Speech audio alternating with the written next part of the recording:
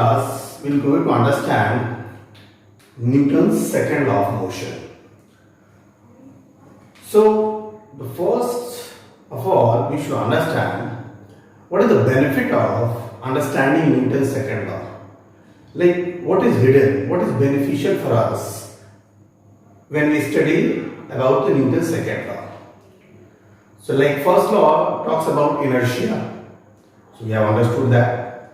Then what about second law?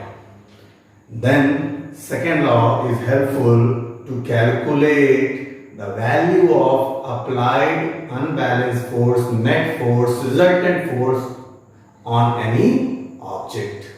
So that means by this law we'll come to know how to calculate the magnitude of force which is acting on any object and bringing acceleration into it.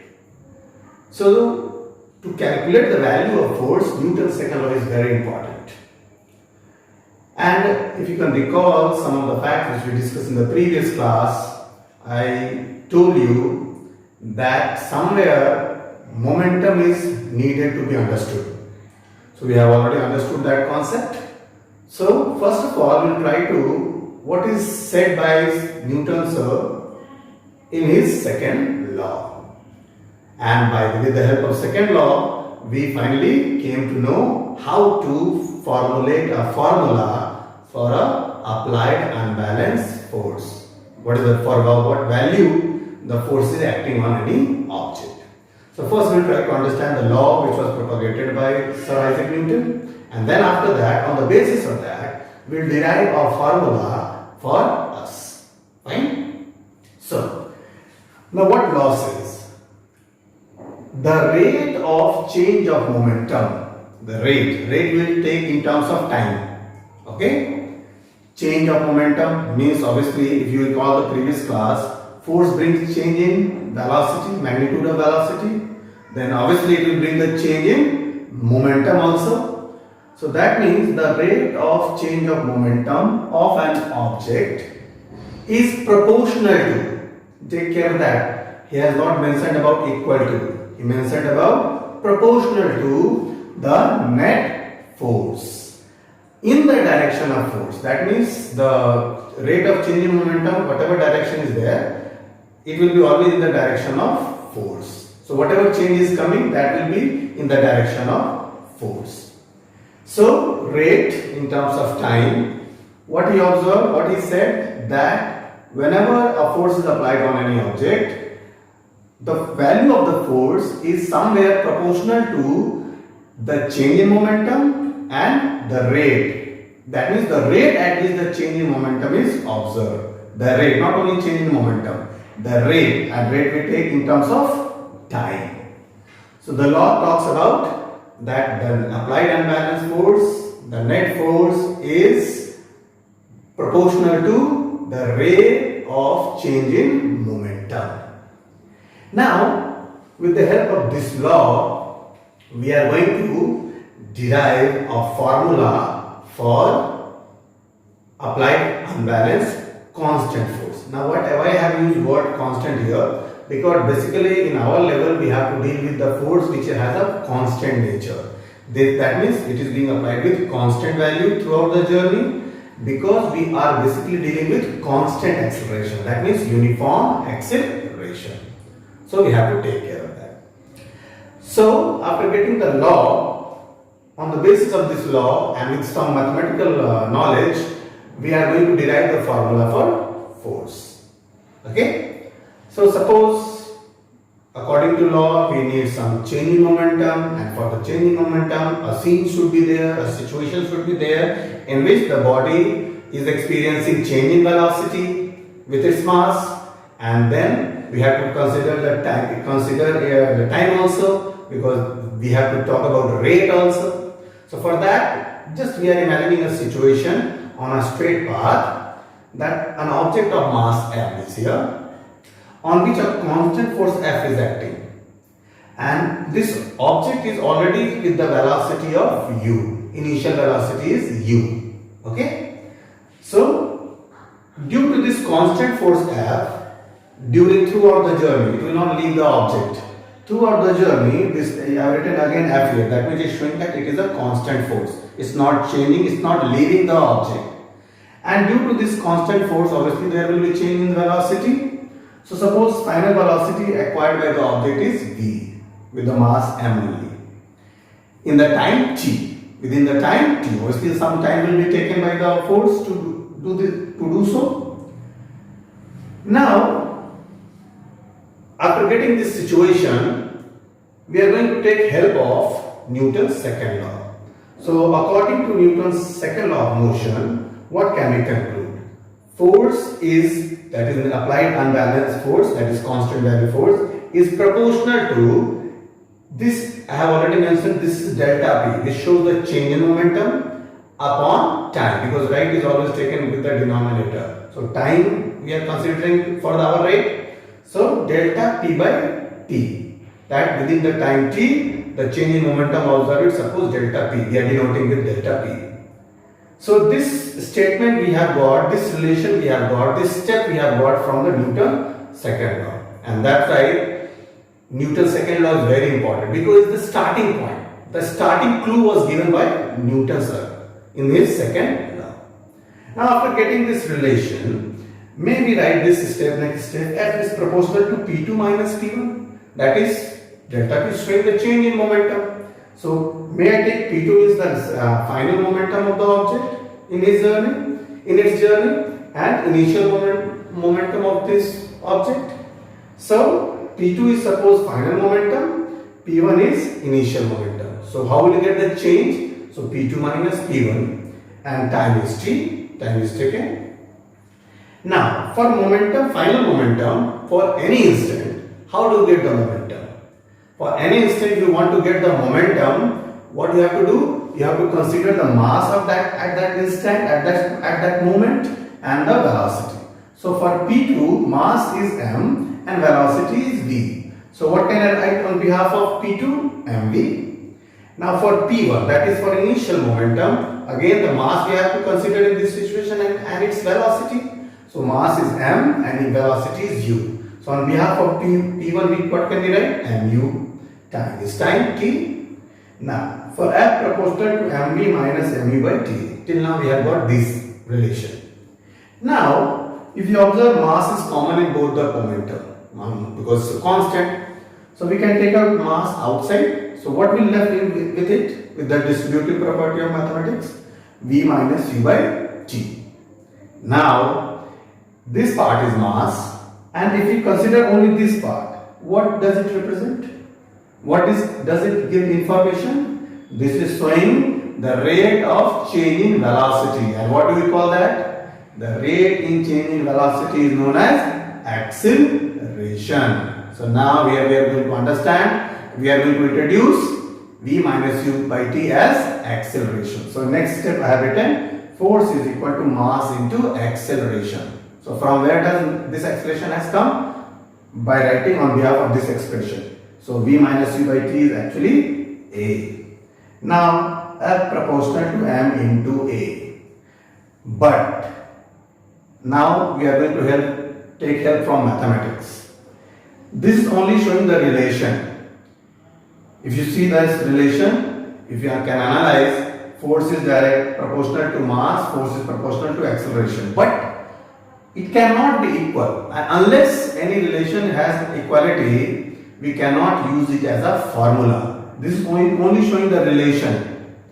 But how to get the value for formula unless we get an equality sign? Now according to mathematical concept, to get a proportional sign, to remove a proportional sign and get an equality sign, what we do? We search, we find a constant value, which we call technically constant of proportionality. Like in a circle concept, you know that area of circle is pi r square. Here it shows that area and radius has directly proportionality, means they are friend of each other. And it is observed that if you double the radius, the area will be 4 times. If you triple the radius, area will be 9 times. So since it is getting a square relation, so we write r square. But if you take a radius somewhere and find out the square, you are not going to get area. It will not be equal to that. That means there we require a certain value of constant where which we place, and then only you can get area. So that means if we take only r square, we will get only this relation. But to get an equality, we need certain value of constant number here, that we call constant of proportionality, as I said. So after getting so many experiments, doing so many experiments and analysis and all, we came to know, our mathematician came to know that here the value of pi, when we place here, then only we can get the area of the circle. So here pi, which is a constant, is actually constant of proportionality, and unless you fit this pi here, we will not get only area by finding the square of radius. We need pi here. So in various situations we use constant of proportionality, and it is, you have to take care of that. This constant cannot be found by anybody. It is well experimented. It takes time. So many scientists have spent so many years to find out value of constant for a particular relation or a formula. So the constant of proportionality is needed to make it equalize. So that means from proportionality to get equality, we need some constant of proportionality. So for instance, suppose I have given a name k. K can be any number. So what the formula, the relation as is now, from proportionality, now we are using equality. So equality is KMA, but unless we put value of k, what is k? K can be anything. So the scientists started experimenting and tried to find out what value will be most suitable for here. So finally they came to know that here no need to place any constant value. That means that doesn't mean that it does not need any constant. Means what I want to say, that they found that when we multiply mass and acceleration, we are getting the value of force. So in that situation, the value of k is not very important. I should not say that it's not important, sorry, but it does not have any, it is not needed that we should have any other value. Then which number is that number in mathematics when you multiply and the product will remain same? So for that, we take value of k equal to 1 in SI system. So when we replace k with 1, finally we get the formula F is equal to mass into acceleration. So here constant of proportionality found by the scientist is 1. So here we have taken k is equal to 1, and finally we got the formula force is equal to mass into acceleration. So this is the formula for force. Now if we consider this proportionality from the beginning, we can take this same formula. We have got this formula from this relation, and finally what we are dealing with the equality side. So can we take this formula backward to this position, and we can frame one more formula for that. F is equal to delta P by T only. How come? Why I have not written equality here? Because in the law nowhere it is written equality. It is talked about proportionality. So I have started with that, but finally we came to know that finally we have to replace this proportionality with the k, and that we are taking one value. So here we can imagine finally F is equal to delta P by T also. So this also can be used for formula for applied unbalanced force. Okay. So, but initially you cannot take it as equality here, because in the law it is written proportional, not equal. Okay. So this is the way in which we can derive the formula for force. Now on the basis of this formula F is equal to m into A, we are going to define 1 Newton, that is the SI unit of our force. Now it's time for define the value of 1 Newton, that is our unit for force. Now to define 1 Newton force, we imagine a situation.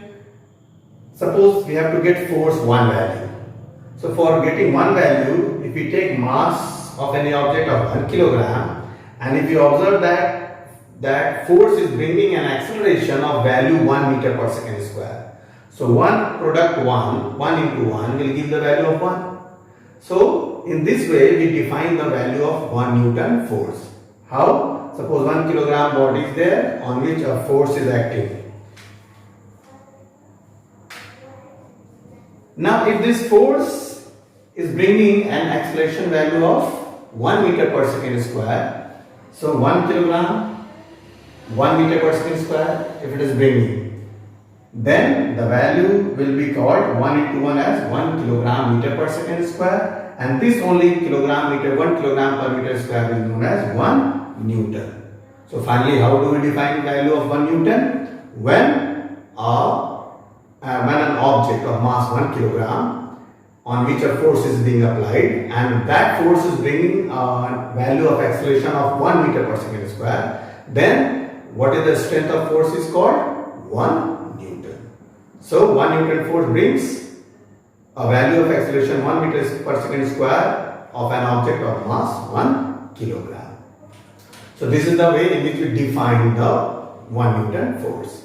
Now how to experience 1 Newton force? It's very interesting because we define fine, but how will we experience? Experience gives a proper learning of our life. Now to get an approximate idea of 1 Newton, you can do one thing.